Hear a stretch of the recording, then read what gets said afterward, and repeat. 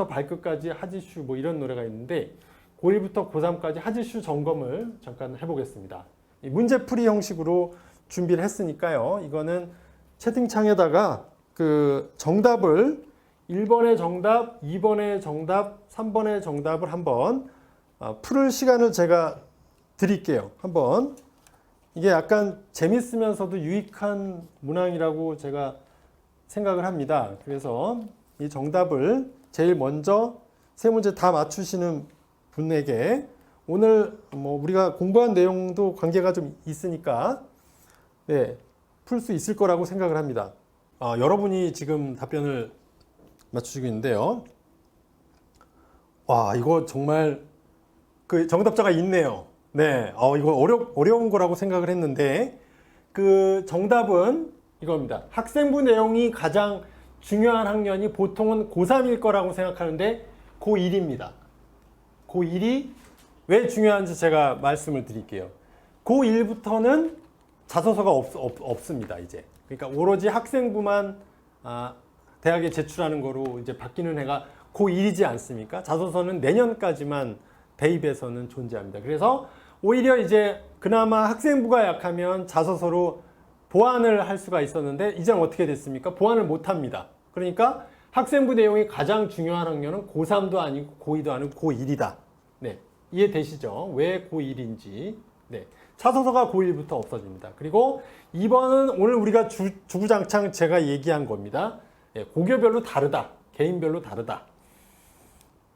그리고 학생부 평가에서 가장 중요한 평가 요소는 예전에 그러니까 이 종합전형 이전에 입학사정관 전형일 때는 전공 적합성이었습니다. 그래서 뭐 전공 관련해서 교회 활동이나 뭐 하여튼 뭐 특별하면 특별할수록 합격이 쉬웠습니다. 그래서 그 당시에는 제가 사정관을 할 때가 사실 10년 전인데요. 그때는 고등학생이 뭐 남극에 갔다 온다든지 이러면 입학사정관 전형에서는 유리해서 이 전공 적합성이 1번이었으나 지금 시대가 융복합적인 시대가 되면서 전공보다 좀 넓혀서 계열로 봅니다. 계열로 보던 시절에서 지금 다시 이걸로 왔습니다. 3번.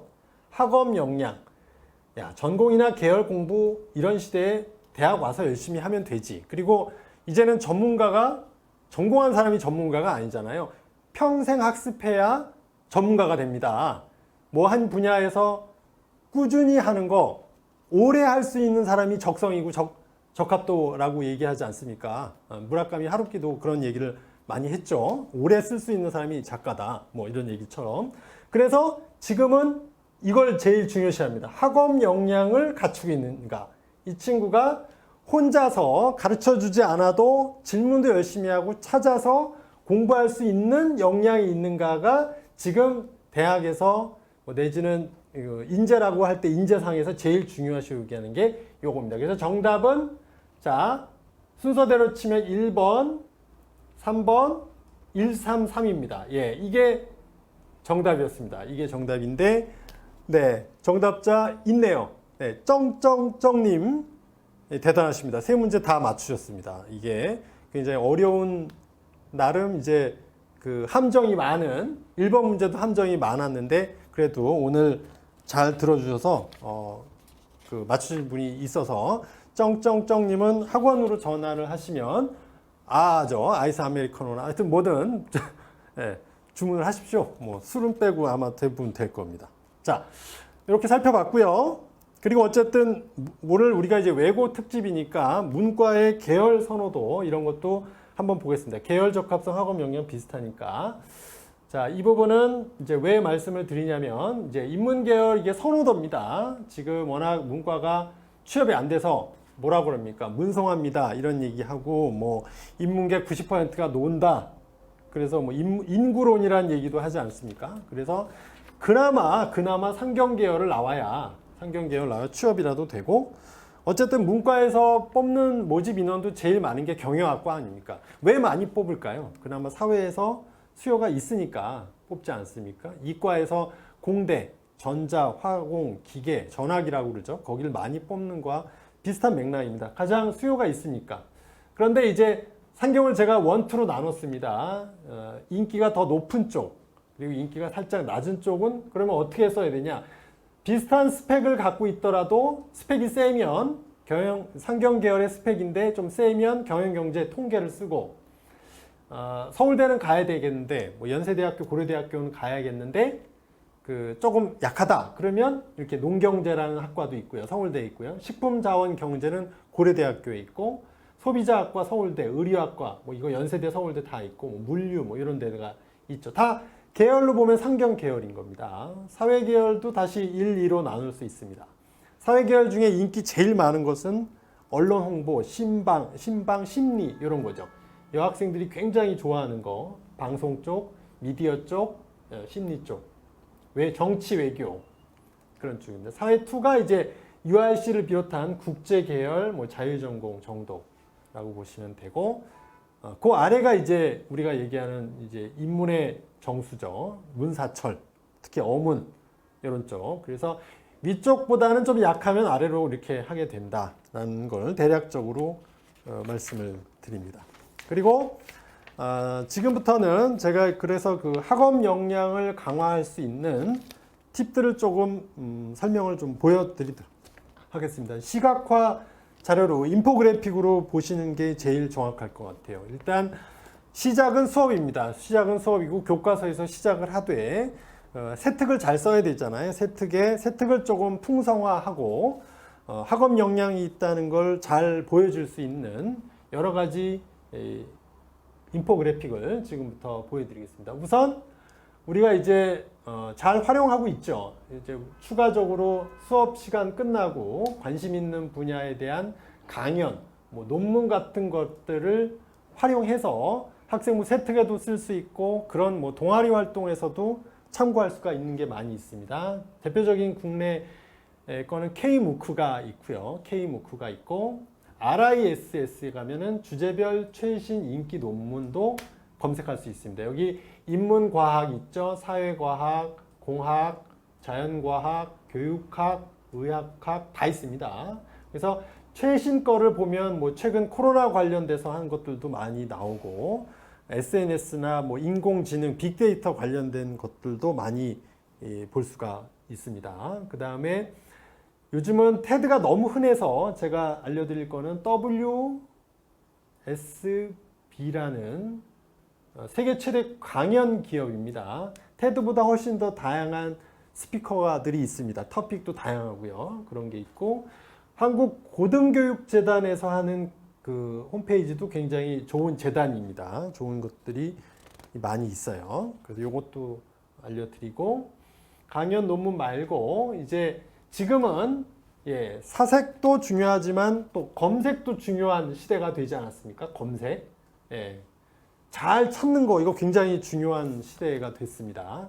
정보는 너무 많습니다. 그래서 뭐 지금은 큐레이션의 시대라고 하지 않습니까? 잘 추려서 정보가 빅데이터 시대라 그렇습니다. 그래서 지금 그런 거를 잘 찾을 수 있는 제가 홈페이지 몇 곳을 알려드리겠습니다. 모든 건 사실 통계로 얘기할 수 있죠. 그래서 국가 통계 포털이 있습니다. 통계청 홈페이지에는 뭐 기업만이 아니라 여러 가지 뭐 사회학적인 뭐 언론 뭐 여러 가지 분야를 이 네이버 포털처럼 전부 다 검색어를 쳐서 자기가 관심 있는 분야의 통계를 다 조사할 수 있고요. 이건 이제 국내 통계고요. 세계적인 통계는 여기가 좋습니다. 겟마인더라고 그 팩트플리스라는 책을 만든 그 가족들이 만든 스웨덴의 그 사람들이 이제 스웨덴의 통계 전문가면서 의사면서 이런 사람들이지 않습니까? 그래서 이 겟마인더는 뭐냐면 그 우리가 잘못된 주장과 사실 간의 간극 그 갭을 메꾼다. 그래서 각종 이제 전 세계적인 유엔에서 갖고 있는 여러 가지 통계들도 여기도 인포그래픽으로 잘 나와 있습니다. 그래서 요거는 국내, 요거는 이제 해외, 전 세계 이렇게 보시면 될 것 같아요. 네, 그런 게 있고요. 또 제가 계속해서 이제 빅데이터 얘기를 하는데 이게 사회 모든 분야에 적용이 되기 때문에 또 여기도 괜찮습니다. 서울대학교에 데이터 사이언스 대학원이 생겼죠. 데이터 사이언스 대학원 홈페이지입니다. 여기에 봐도 뭐 여러 가지 뭐 인공지능 관련해서 여러 가지가 좋은 정보가 있고 상경 계열을 희망한다면 이 한국은행 홈페이지에 가셔서 뭐 여러 가지 이걸 다 보라는 게 아닙니다. 뭐 지금 고등학교 수준에서 이 통화 정책이나 이런 걸 제대로 이해할 수도 없잖아요. 근데 적어도 여기 뉴스레터라는 게 있습니다. 소식지 뒤에 보면 소식지 같은 거는 구독하면 이메일로 그때그때의 뭐 동향이나 뭐 무역 수지나 이런 부분을 활용할 수가 있고요. 이제 문과니까 뭐 사회 과목 시간 배울 때 늘 나오는 게 인권 문제를 다루지 않습니까? 뭐 요즘은 여성 인권이나 뭐 아동, 그 다음에 뭐 성소수자, 뭐 혹은 이제 해외 그 난민 뭐 이런 여러 인권을 다룹니다. 그래서 또 좋은 게 국민권익위원회 홈페이지 같은 거에서도 활용할 수 있는 부분이 많고, 외고들이니까 외교부당도 굉장히 관심이 많을 텐데 외교부는 친절하게 청소년 홈페이지를 따로 또 두고 있습니다. 이제 이런 부분을 평소에 몇 번 본다든지 하는 내용들이 모두 다 학생부에 다 녹아 넣어서 반영할 수 있는 것, 학생부를 풍성화할 수 있는 자료들이라고 생각합니다. 또 이제 언론이나 요즘 SNS에도 관심이 많고 있는데 좋은 재단 하나가 있습니다. 한국 언론진흥재단입니다. 여기 보면 뭐 지금 한국이 뉴스 신뢰도가 굉장히 낮습니다. 전 세계적으로 굉장히 낮는데 뭐 그 배경이 되는 여러 가지 팩트들 같은 걸 잘 찾아볼 수가 있겠고요. 그리고 요거는 그 구글에서 하는 아트앤컬처라는 온라인 미술관입니다. 요즘에 직접 미술관에 갈 수가 없으니까 이렇게 하는데, 그 외고 학생들은 왜 뭐 전공어가 한 5, 6개 되지 않습니까? 뭐 영불독, 중, 뭐 러시아어과가 있는 외고도 있고 서반어도 있고 이렇게 있는데, 그 나라의 역사가 되게 이런 미술관, 그 미술사에도 많이 녹아 들어가 있죠. 그래서 이런 이제 전 세계에 그 있는 미술관을 온라인으로 이렇게 한꺼번에 보면서 역사와 미술을 같이 뭐 접목할 수도 있게 되겠고요. 또 하나 더 보겠습니다. 또 하나 제가 준비를 좀 많이 했는데요. 네. 유용한 홈피 중에 이런 게 있습니다. 과학기술정보통신부에서 하는 블로그가 있는데, 이게 굉장히 그 인문 융복합적인 컨텐츠, 그 다음에 일상 속에 들어있는 과학의 원리 같은 거를 많이 찾아서 이렇게 블로그로 만들어놨는데, 이런 게 있습니다. 인간보다 능숙한 기계 번역가가 온다. 기계 번역의 발전해서 약간 이제 그 인공지능이 번역도 어느 정도 수준에 올랐다라는 취지로 얘기하고 있지만, 아직까지도 사실 번역은 인간 고유의 영역이라고 보는 사람들도 많이 있습니다. 현실적으로 지금 파파고에 번역하기 좀 어려운 말들을 넣으면 아직도 실수가 오류나는 게 꽤 많이 있습니다. 그래서 모라베게 역설이라고 해서 뭐 사람한테 쉬운 게 기계한테 어렵고, 반대로 기계한테 쉬운 게 사람한테 어렵고, 뭐 이런 것들이 아직은 있는데, 어쨌든 참고하면 되게 좋을 것 같습니다. 이 번역도 외고에서는 뭐 외국어 번역과 관련해서 굉장히 이제 참고할 만한 부분이 많이 있을 거라고 생각합니다. 과학기술정보통신부의 블로그 검색을 하시면 찾을 수가 있습니다. 오른쪽에 있는 분들은 이제 괴짜 과학자인데요. 랜 피셔라는 분입니다. 이런 얘기를 했습니다. 최상의 답은 대중 속에 있고 우리 모두를 합친 것보다 똑똑한 천재는 없다. 이제 이분이 한 얘기인데, 뭐 이거를 정치에 적용할 수도 있겠죠. 아직도 어떤 일부 위정자들은 뭐 대중은 우매하다, 뭐 이런 식으로 이제 국민 전체를 뭐 폄하하기도 하는데, 과학적으로 뭐 이렇게 얘기를 하시는 과학자도 있습니다. 이분이 주요한 활동으로는 이분이 원래 수학자예요. 그래서 비스킷을 커피에 가장 맛있게 찍어 먹는 수학 공식을 만들어 가지고 노벨상은 아니고요, 이그 노벨상이라고 있습니다. 거기에 수상을 하신 분이에요. 그러니까 이런 과학적인 것도 충분히 우리가 인문학적으로 적용할 수 있는 내용들이 아마 이 과학기술정보통신부나 이런 분들의 책을 통해서 많이 찾을 수가 있는 거죠. 그리고 책도 중요합니다. 책은 이제 뭐 고1부터는 어떻습니까? 이제 독서 기록이 필요 없다, 뭐 그런 얘기 하지만, 책은 이제 뭐 대학 가는데 또 필요 없다, 뭐 이렇게 잘못 아신 경우도 있는데, 책이 어디 있습니까? 세특으로 부활을 하고 있죠. 세특에 이제 독서 활동을 다 적어줄 수가 있습니다. 그래서 책을 어떻게 활용하는데, 요즘은 이제 아까 말씀드렸듯이 검색과 사색이 다 중요한데, 이 사피엔스 같은 책도 이 그래픽 히스토리로 100페이지 안쪽으로 이렇게 나온 버전이 또 있습니다. 그러니까 직접 600페이지짜리를 다 읽기 어려우시면 그래픽 노블도 있고 그래픽 히스토리 요거 100페이지 안쪽입니다. 제가 집에서 봤는데 아주 읽은 것보다 전부 다 읽은 거 못지않게 내용이 좋았고, EBS가 이렇게 독학추라고 해서 독서 활동으로 학갑을 추천서서 다 해설자리가 5분에서 10분 정도로 책을 본 효과를 낼 수 있고, 또 최근에 올해 들어 국립중앙도서관에서 사서 역할을 해줍니다. 실감 서재라고 해서 여기도 방문해 보시면 사서가 추천해주는 좋은 책들을 또 읽은 효과를 거둘 수가 있습니다.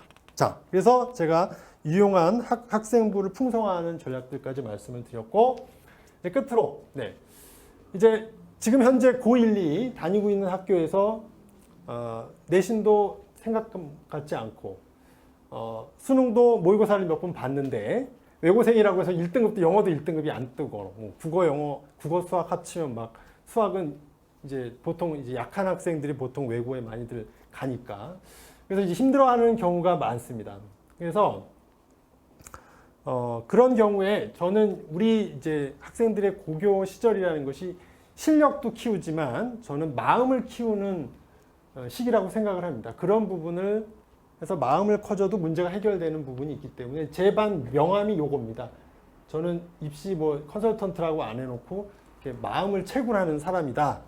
이렇게 제가 상담을 하고 있습니다. 그래서 그런 부분에서 도움이 필요하신 분은 저한테 오시면 이렇게 할 수 있고, 제가 오늘 이거는 서울시 뉴스레터인데요. 서울시 제가 뉴스레터를 구독하고 있습니다. 여름에 할 일 해놓고 이런 말이 있어서 제가 인상적이어서 캡처를 해왔는데, 올여름에 할 일은 모르는 사람의 그늘을 읽는 일, 김경일이라는 작가가 한 말인가 봐요. 그래서 제가 잘 모르는 분들의 마음의 그늘을 읽는 일이 전 사명이라고 생각하고 살고 있습니다. 사실은 오늘 제가 어떤 그 고3학부모님이 제 번호를 어떻게 하셨는지 그냥 거기에다가 학생부 일부를 문자를 보내셔서 상담 요구를 하셔서 이렇게 좀 난감했어요. 근데 그분을 제가 다시 그분의 마음을 한번 이렇게 그늘을 좀 읽어드려야겠다 이런 마음으로 다시 통화를 하고 나름 자료를 준비하는데도 더 좀 열심히 해봤습니다. 그래서 오늘 제가 준비한 내용은 여기까지고요.